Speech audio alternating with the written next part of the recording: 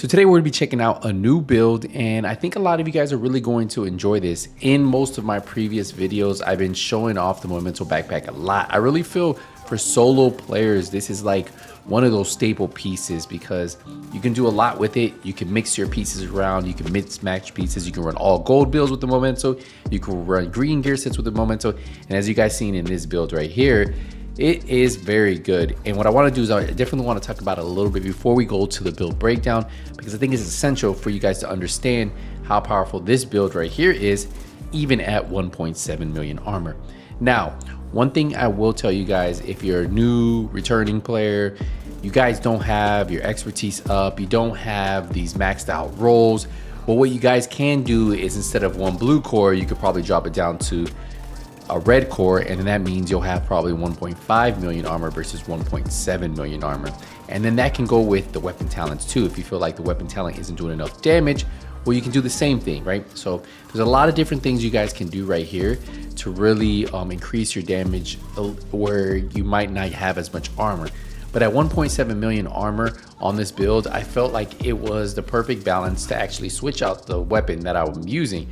And you'll see the weapon that I'm currently using and the weapon that I typically would use if I had a little bit more armor because of the survivability. But with this build, it already has so much survivability, there's really no need to run that weapon talent. And I'll explain that in the video itself. So what we'll do is we'll show you some more gameplay, and at the very end, we'll have more. So that way you guys can actually see the build in action, because that is key, because the way I play this build is how it's able to succeed. And a lot of my playstyle depends on what build I'm running, and I think that's what a lot of people get mistaken when they create a build. They create a build, they see a YouTube video, they create the build, and they forget, hold on, how was he playing that build? Because that is very key, because if you're running a sniper build and he's one-shotting people, he's probably still in the back, right? Or if you're playing a tank build, he's probably playing it a lot different, you know? So every way you play, this one's a run and gun build.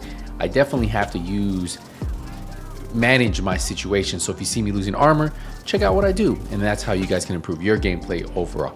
So let's get into the build and let's break it down. So for the specialization, we are running the gunner class. This is going to give us that 10% armor on kill, and then it's also going to give us the Banshee Pulse, which we're running with this build. So for the weapon, we are running the Dark Winter. Now I decided to go with this one because of the talent itself. Typically I run the Vector SBR. It's just the non-name version. But on this one, the name version, it's Dark Winter, you know, it gives you perfect killer. And that's why this is actually really good. It gives you a lot of damage right there, boosted. Now, preservation gives you a lot of survivability. But since I'm running 1.7 million armor, when I was testing it out with preservation, I felt like I was missing that little bit of oomph to like kill those enemies. So that's why I actually went with the Dark Winter. Obviously, if I drop this build down to like maybe 1.5, 1.3, preservation would be a better bet because it's still going to give me that survivability over time, right? So if you look at our Dark Winter, we actually have 13% weapon damage. We have 15% SMG damage. We also have 20% critical hit chance and 10% damage targets out of cover, and then perfect killer. Obviously, you have critical chance on the scope. We have the laser pointer that gives us 5% crit chance, the suppressor 5% crit chance, so total 15% crit chance just on the mods, and then 20 rounds in there. For your secondary, you can run whatever you want. I have the Eagle Bearer, but typically I don't even use it. It just sits there. It's like a showcase weapon. But yeah, the Dark Winter is, you really need, you can put whatever you want for your secondary. For the mask, we're running the Hunter's Fury's mask, and this is going to give us that 15% shotgun damage, 15% SMG damage, plus we get 20% armor on kill, and then you add that to the gunner class, that's 30% armor on kill, plus 100% health on kill. If you go to Apex Predator, enemies within 15 meters receive a debuff, amplifying your weapon damage against them by 20%. But this is where it gets even better, because killing a debuff enemy with your weapon disorients other enemies within 5 meters, and then it also amplifies your weapon damage by 5% for 10 seconds. But we're going to raise that 10 seconds. Now this stacks up to 5 times, so that could be 25% amplified weapon damage. So we have armor, we have critical damage, and a critical hit damage mod on the mask. I decided to go with a chest piece for the mere fact that if you look at it, it says Endless Hunter, increases your duration of Apex Predator stacks from 10 seconds to 30 seconds. So that 10 seconds, sometimes if you're running from one side to the other, you might lose that stack. But at 30 seconds, you 100% can keep this up almost all the time. And that's 25% amplified damage on top of your enemies within 15 meters who are receiving that debuff amplifying your weapon damage. So a lot of damage here that you're consistently keeping up. So we have weapon damage, critical damage, and a critical hit damage mod. We go to the holster, and the holster, obviously this name holster is probably one of like the go-to pieces because it gives you 2 cores, right? Technically, because you get the armor, you get critical damage, you get weapon damage. So that means that you're technically, it's almost like you have a weapon damage as a core attribute. So it's a mini memento. So that's why I actually like running it. It allows me to get that 1.7 million armor and still have damage on the SMG itself. For the knee pads, we have our 3rd piece of Hunter's Fury with armor and critical hit damage.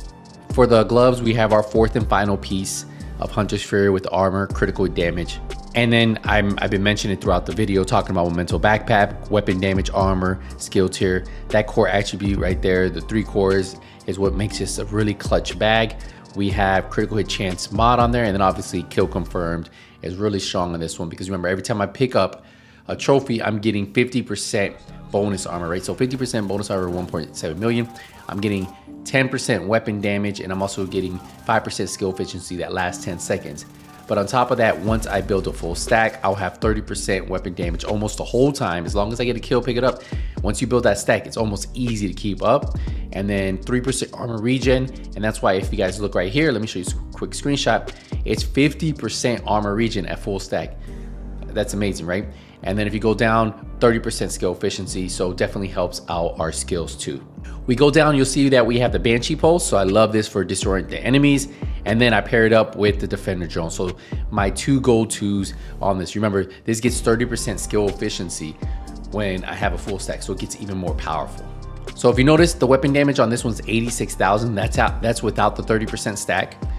We have 51 crit chance, 129% crit damage, 70% headshot damage. And then we have that 10% damage to targets out of cover. Right now, we don't have a full stack, so you'll see 1.6 million armor, almost 1.7. We have 500,000 armor on kill, so huge chunks every time we get kills. That's why the survivability on this is very good. And then the armor regen, you're seeing 0 here, but I did show you 50,000 armor regen. Max health on kill when you get a kill because of how Hunter's Fury is set up. So this is the build right here, guys. This is another really good build. The crazy thing about this is you guys can run this a ton of different ways. People run it a lot of different ways, and depending on your play style, depending if you want to be more reds than blues.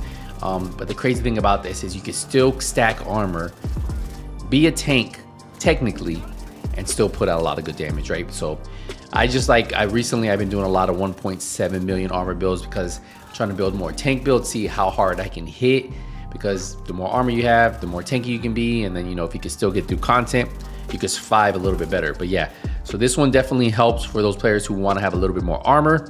Definitely you can run this a lot of different ways. If you go to my TU16 playlist, I have Hunter's Fury ran a ton of different ways. So enjoy the build, have fun with it. Let me know how you like running your Hunter's Fury in the comments. We'll wrap it up here, guys. Hey, nothing but skills out. Take it easy, everybody.